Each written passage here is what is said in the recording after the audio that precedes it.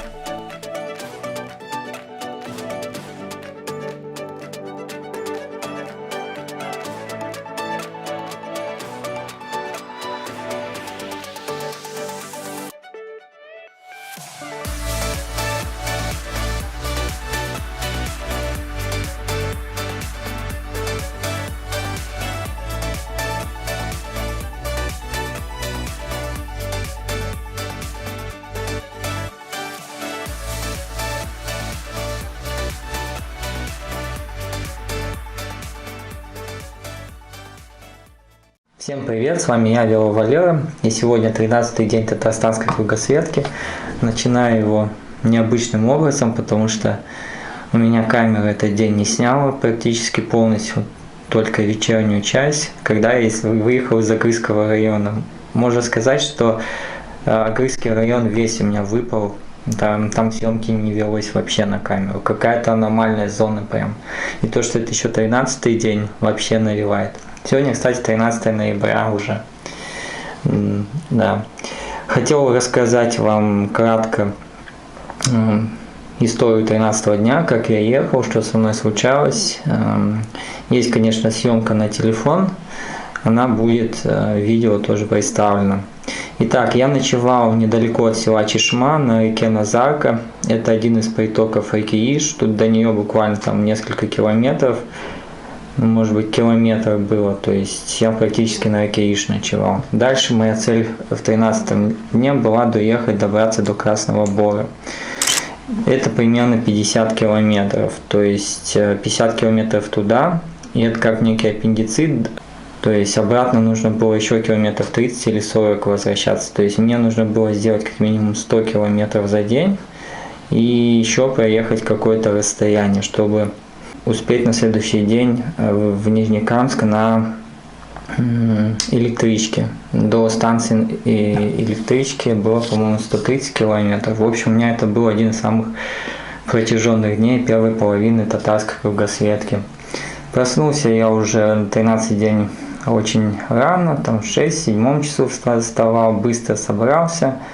И в принципе в Агрызском районе дорога была очень хорошая, ровная, и первые 15 километров, несмотря на такую ровную дорогу, я как-то чувствовал себя вяло. Ехал с трудом, ну то есть не развивал среднюю где-то 20-ку, ехал в среднем 12-13, хоть и ровная дорога, без перепадов. Короче, моральное состояние было что-то как-то не очень, потому что предстоял долгий заезд, причем по лесной зоне, это я немного боялся. Ну ничего, также, мне кажется, проблема была в том, что я утром толком не наелся, хотелось кушать, ждал кафешку вдоль дороги. И уже в первое село заехав, русская Шаршада, я нашел кафешку. По-моему, «Ласточка» называлась. Вообще эта трасса такая проездная, из нее из Удмуртии проезжает прям в Татарстан и вот на Нижнекамское водохранилище, поэтому здесь несколько кафешек, магазины вдоль дороги, село достаточно развитые, то есть в принципе мне повезло с этим. Но в русской Шаршаде кафе не работало. Что мне пришлось сделать? Ну, как что? Перекусил, по-моему, я чем-то и поехал дальше. Следующее село было Нижнее Кучуково. Вот в Нижнем Кучуково как раз-таки мне удалось нормально позавтракать, набраться сил. Там достаточно вкусная такая домашняя еда, как сейчас помню, брал пирожки, по-моему, с капустой, то ли голубцы, ну что-то с капустой, мне прям очень понравилось. В общем, если вы в Нижнее Кучуково проезжаете столовую, там две, по-моему, самую первую со стороны Агрыза заходите. Вот, поев уже где-то часов 7-8, наверное, 8 начало 9 было, я стартовал уже в сторону перекрестка этой дороги, которая идет на Красный Бор с поворотом в районе Крынды. В принципе, скорость поднялась после обеда, я разогнался, и тут читаю, там мне сообщение приходит ВКонтакте. Там около села Тукай вам оставили подарок. Это мои студенты постарались, в общем, решили меня приободрить, наблюдали за моим состоянием и так далее. Они, в общем, из Агрызского района, в Агрызе не получилось встретить, но вот в Тукае мне оставили подарок на остановке. Правда, я не сразу нашел его, это был небольшой такой фонарик, сантиметров 5. Потом я его вот весь поход использовал в палатке подсветить что-то где-то, чтобы основной фонарь не включать. Там, допустим, во время сна что-то проверить. Очень хорошая вещь, спасибо парням.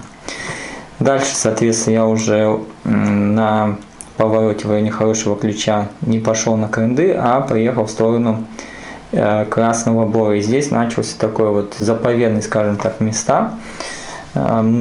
Леса, приуроченные к реке Иш, к Нижнекамскому водохранилищу, то есть много сосняка, и дорога такая живописная. И я смотрю, у меня скорость достаточно высокая, то есть не торопясь и не спеша я добрался очень хорошо, в хорошем темпе до Красного Бора.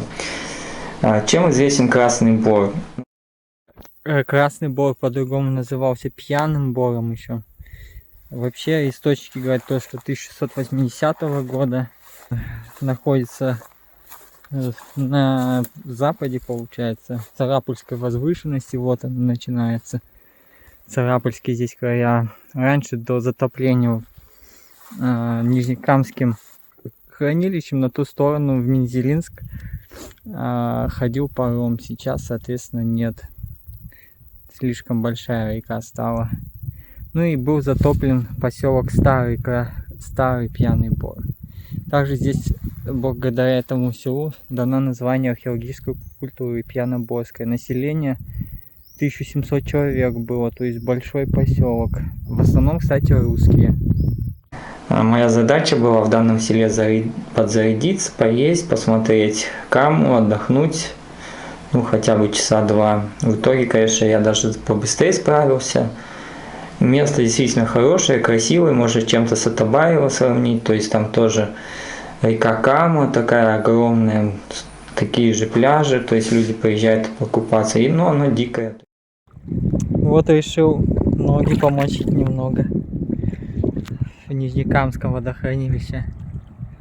Народ поехал рыбачить.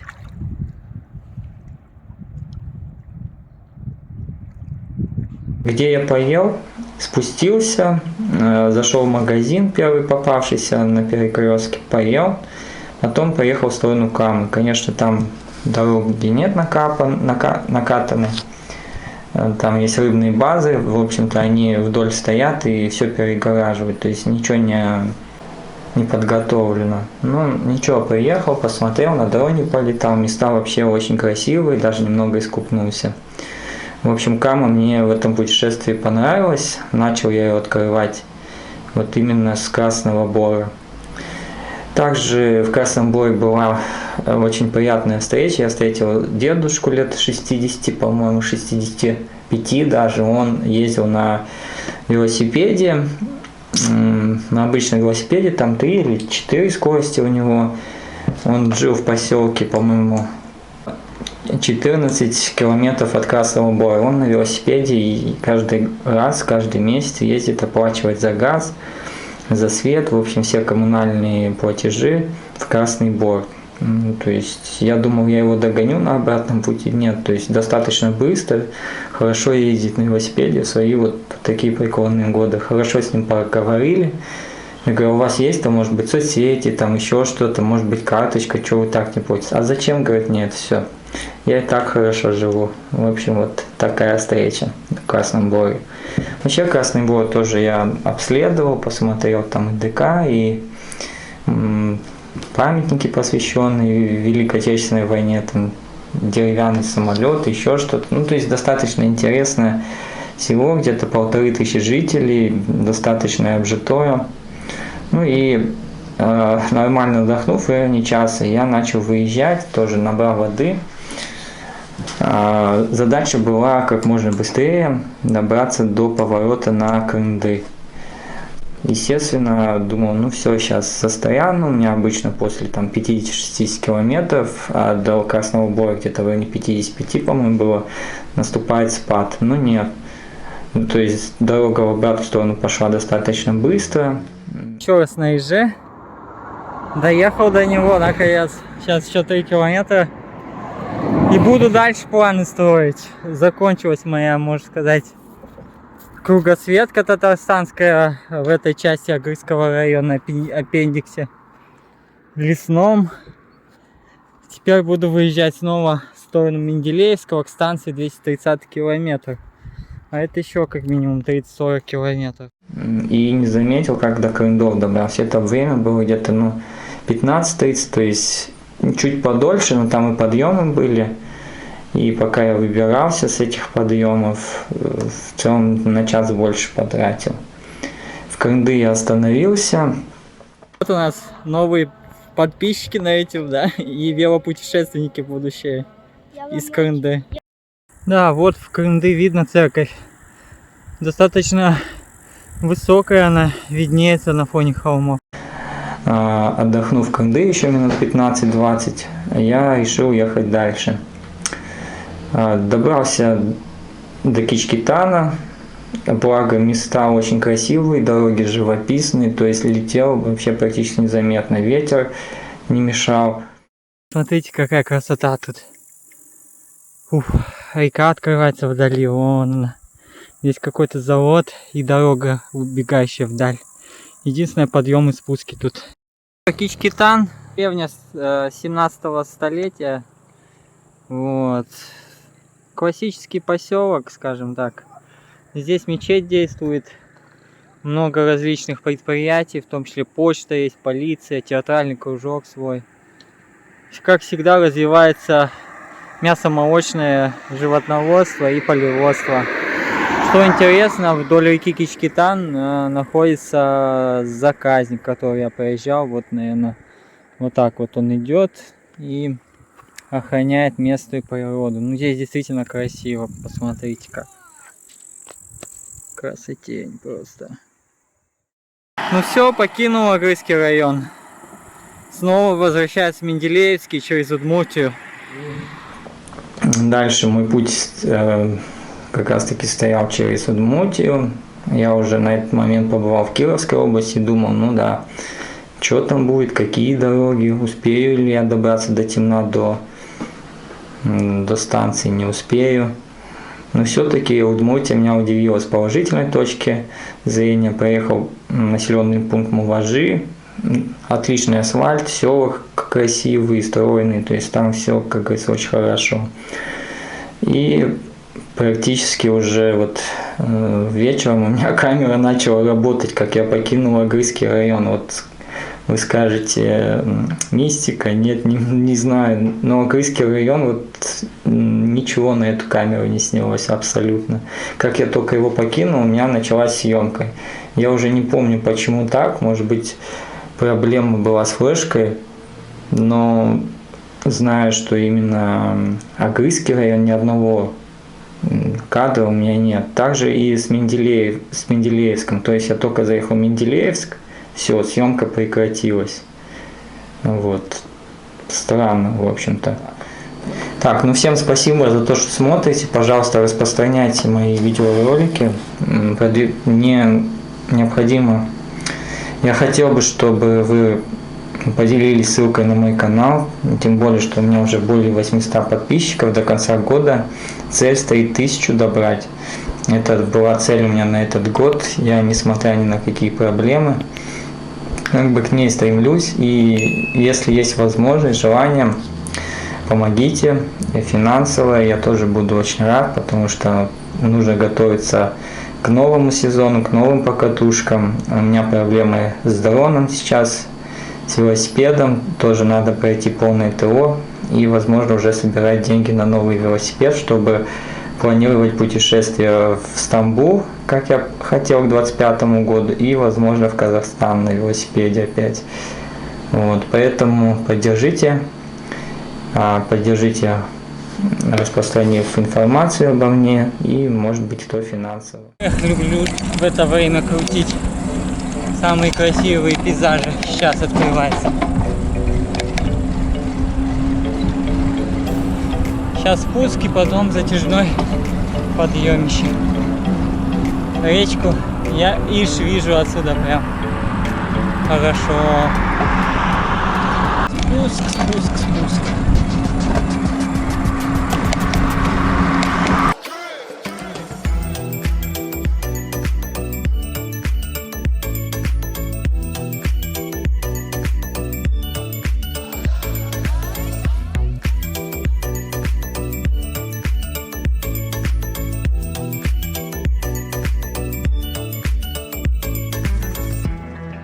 Чистый ключ.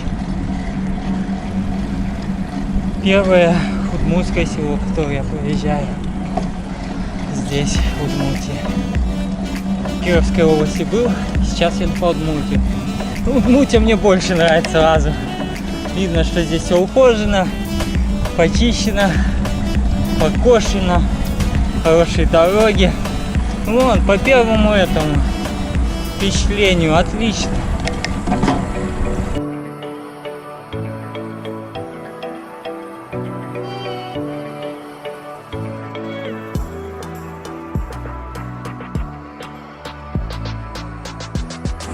Вот и второй населенный пункт Муважи.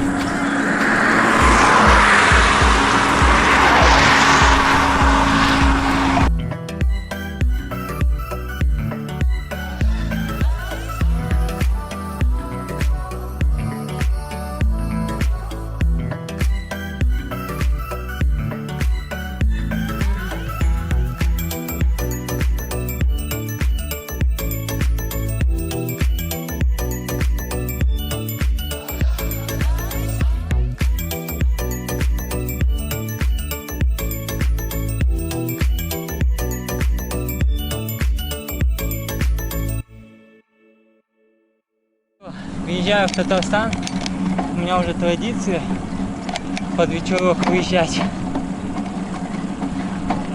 Интересный показатель под конце дня. 52 километра до Челнов, до Елабуги 50.